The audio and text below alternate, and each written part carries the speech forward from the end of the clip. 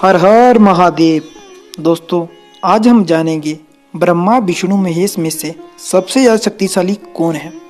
पर वीडियो शुरू करने से पहले कमेंट बॉक्स में हर हर महादेव लिखना ना भूलें, क्योंकि प्रभु का नाम लेने से मन शांत और घर में सुख समृद्धि आती है। दोस्तों, हम सब ये जानना चाहते हैं कि ब्रह्मा विष्णु महेश में से सबसे ज़्यादा शक्तिशाली कौन है। कौन है जो संसारिक मोह माया अहंकार से दूर है। कौन है जो इन तीनों लोकों का स्वामी है। इसके लिए मैं आपको एक कथा सुनाता हूँ। एक देबू नामक ऋषि थे। एक दिन उनके मन में यही विचार आया कि तीनों लोकों का स्वामी कौन है। कौन है जो संसारिक मोह माया और अहंकार से दूर है। इसके लिए उनके मन में विचार आया कि वो तीनों लोकों के स्वामी, तीनों लोकों त्रिलोक के स्वामी को जानने के लिए ब्रह्मा विष्णु महेश की परीक्षा लेंगे। परीक्षा के लिए वो सबसे पहले ब्रह्मा जी के पास पहुंचे और ब्रह्मा जी के पास पहुंचकर ब्रह्मा जी को क्रोधित करने के लिए क्रोधित स्वर में बोले कि क्या आपको किसी अतिथि का स्वागत करना नहीं आता। जिससे ब्रह्मा जी क्रोधित हो गए और देवू ऋषि अब समझ गए। इसके बाद देवू ऋषि ने ब्रह्मा जी से क्षमा मांगी और वहां से चले गए। अब देवू ऋषि जी भगवान शिव की परीक्षा लेने के लिए कैलाश पर्वत की ओर चले।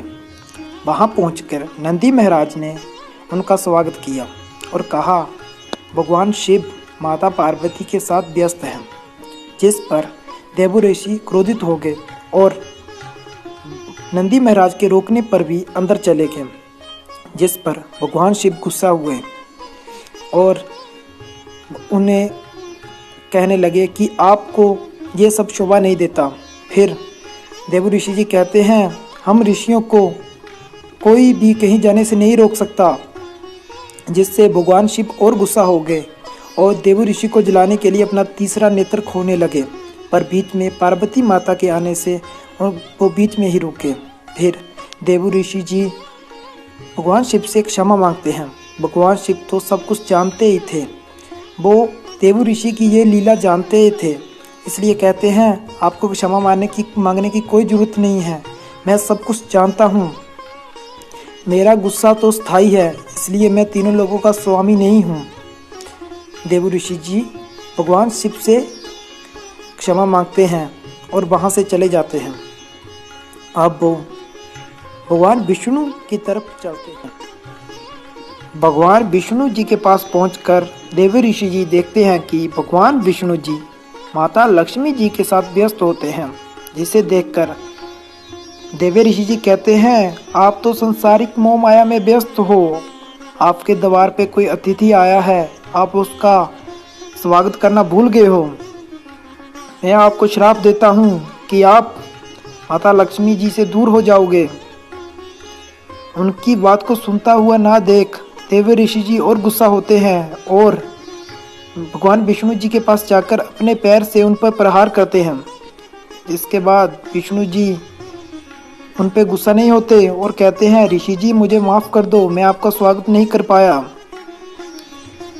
आपको आपके पैर को मेरे शरीर से कहीं चोट तो नहीं पहुंची। जिसे सुनकर देव ऋषि जी बहुत ही शर्मिंदा हुए और भगवान विष्णु से क्षमा मांगने लगे। उस पर भगवान विष्णु जी कहने लगे, मैं आपसे प्रसन्न हुआ, आप कोई वरदान मांगे।